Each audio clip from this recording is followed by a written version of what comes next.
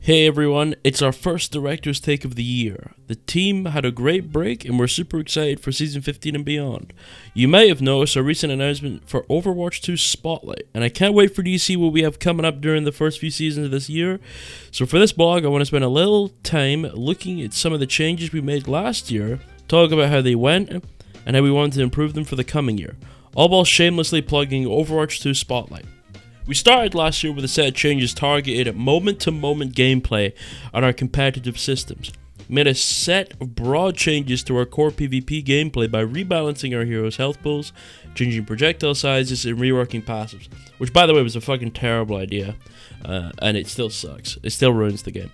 We also completely overhauled our competitive system. We think that the idea of a yearly refresh to the game was successful and are looking to have major update to the way it plays every year. However, we want to go even bigger in 2025. Details to come in Spotlight, as well as the next Director's Take blog. We're pretty happy with the new direction of competitive play. The game is now more approachable for new players, and it's easier than ever to group up with your friends and play together in competitive. This approach to doing a rank reset worked well and gave players, both new and seasoned, a new skill tier to reach. However, Champion has proven to be a little too difficult for our top players to achieve. As we approach Season 15, we're looking to adjust how players rank into different skill tiers after we reset the ranks again. Our highest ranks will shift to include a larger percentage of our total player population, and we should see more players earn the right to call themselves champions. We're also looking to introduce some new systems to our competitive play, the first of which will be announced in a few weeks. We've heard two primary complaints about 2024's competitive weapon reward, Jade weapons. One of the biggest criticisms we've heard is how Jade weapon variants are getting vaulted at the end of this season. Competitive weapons are intended to show your involvement in our competitive queues per year. As time goes by, you will have a different set of weapons based on how often you play comp each year. Keeping competitive weapons limited to the year gives them the ability to tell that story. Some of you have been hoping for a weapon skin that has a higher end look to it, and we've got something for 2025 that is pretty spectacular. So while Jade weapon variants are going away for now, we've got an amazing new weapon variant to collect in 2025 that will be out of this world. Additionally, we also love the response to drives and think it's a great way to end each season, which is why, for this final season of the 2024 season, we're offering double the competitive points you can get. Okay, now let's look at heroes. The three heroes this past year have been some of our most mobile and three-dimensional heroes yet. Our quirky and adventurous archaeologist Venture quite literally got underneath opponents and shoot things up. Juno glided into the scene with a unique vertical range to keep her allies healthy. Finally, Hazard brought a new level of anarchy as our first tank that can wall climb. Each of these heroes has introduced a level of verticality that really makes battles more dynamic, and by that it means mobility creep and boring. And we want to continue bringing new heroes that can be engaging for both those of you using them and the opponents playing against them. Looking ahead to 2025, we're looking into how we can make all of our heroes more engaging and unique for players.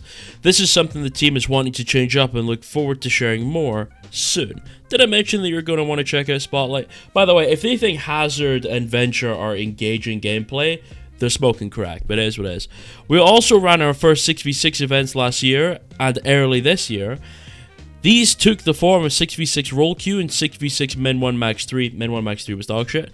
The roll queue version accounted for nearly 10% of all play hours in the game for most of its event run.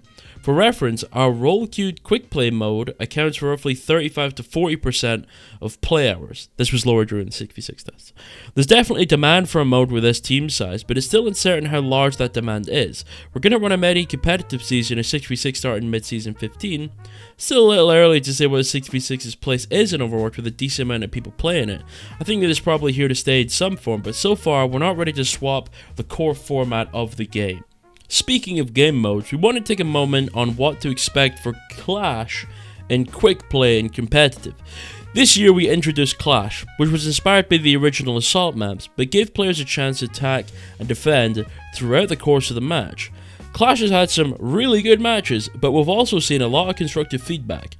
Right now, Clash has a few problems. Yeah, that's putting it lightly. With some matches having a team steamroll and ending much faster than a typical Overwatch game. It can also be confusing as to which point is active for some players.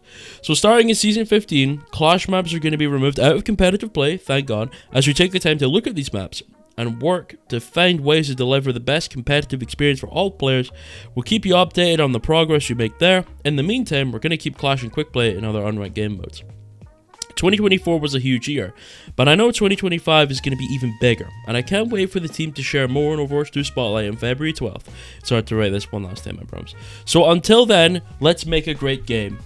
So, now that we've read the entire dev blog, it's now time to dissect the dev blog. Earlier on, at the start of the post, he says that he shook up the PvP gameplay, or whatever he said, doesn't matter, mentioning Season 9.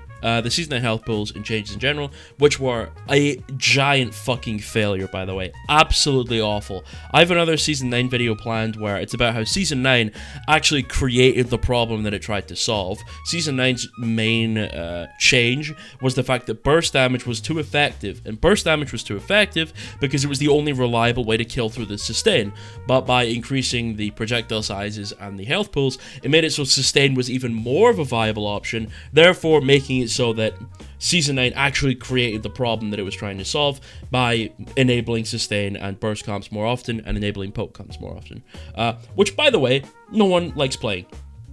If someone says they enjoy playing poke, they're a liar.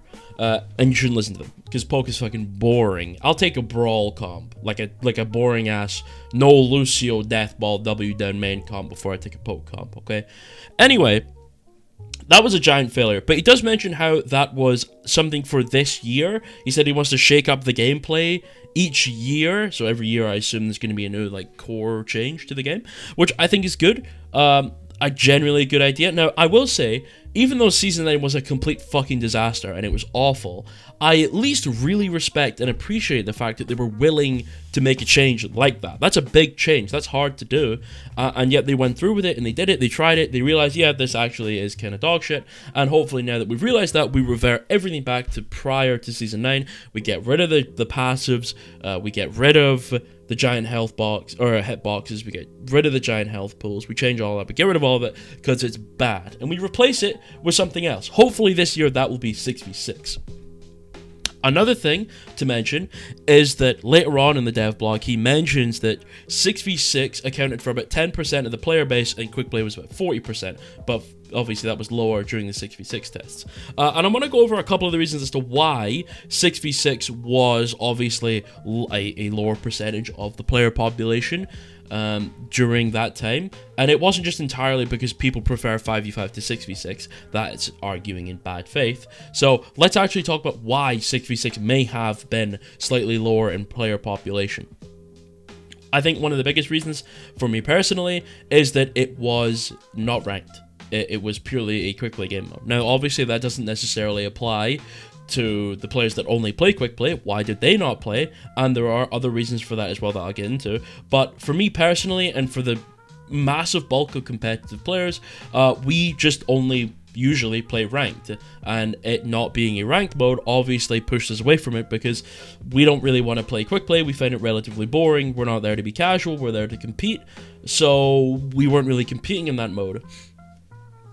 Another issue with 6v6 that I think fucked with the casuals the most was the fact that the balance was just downright awful. At least for the higher ranked players, there was some level of adaptability there because they can generally play a larger variety of heroes, so it wasn't that bad because each map was a little bit more diverse in the correct picks. But generally speaking, the balance was really, really fucking bad because it kept the Season 9 changes, which obviously impacts everyone, but impacts the casual players the most, because they tend to be the ones that are most susceptible to doing sustained comps.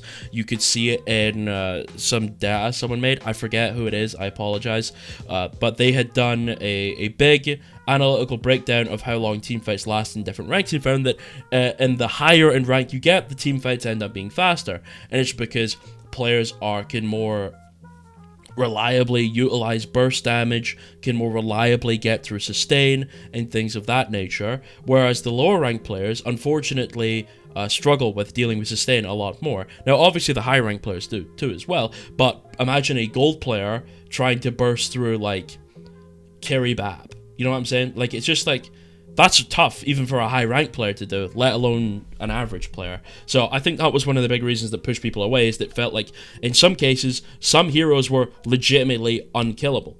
And another reason is, obviously, like I had mentioned in the Season 9 changes, a lot of the tanks either felt like they were completely invincible or like complete paper mache, where they just vanished in a nanosecond. And that was primarily because of the Season 9 changes, like the DPS passive and things like that.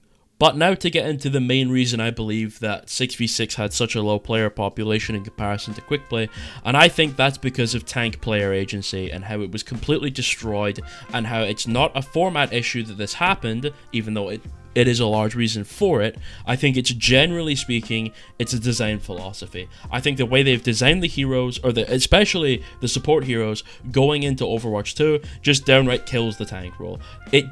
The support role is simply too effective at doing everything, and it disallows the tank to have any player agency, because not only is it up to the support to properly enable the tank for them to do anything, it's also up to the support to make sure that the enemy supports do not shut them down. So all of your player agency on tank, and somewhat on DPS too, depending on the hero you play, is almost entirely dependent on if your supports are playing the game correctly.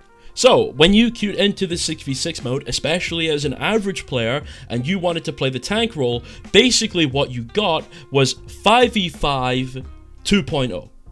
Because the actual flow of the game was still hampered and still played like a game of 5v5 due to the hero design philosophy, due to the balance of the game mode, and due to the fact that the actual tank synergies were less effective than one raw support by themselves. It was simply too effective for one support to deal with two tanks, because the two supports were still designed like 5v5 supports. I have many videos on this. Why are supports so disgusting in Overwatch 2, and why do they need to be that way for the game to function?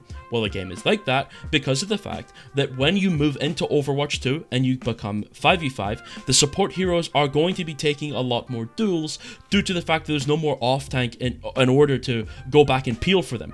Therefore, they had to be redesigned, they had to be buffed, they had to be changed, and they had to be created with that in mind, with the fact there is no off-tank to help them anymore. However, going into the 6v6 tests, we did not have support overhauls. Those supports were still fully capable of 1v1ing, they were still hyper mobile, they still had unbelievable damage output, spam output, healing output, AoE healing, burst healing, invincibilities, denials, massive defensive ultimates. They had all the shit they had from Overwatch 2, but going into 6v6.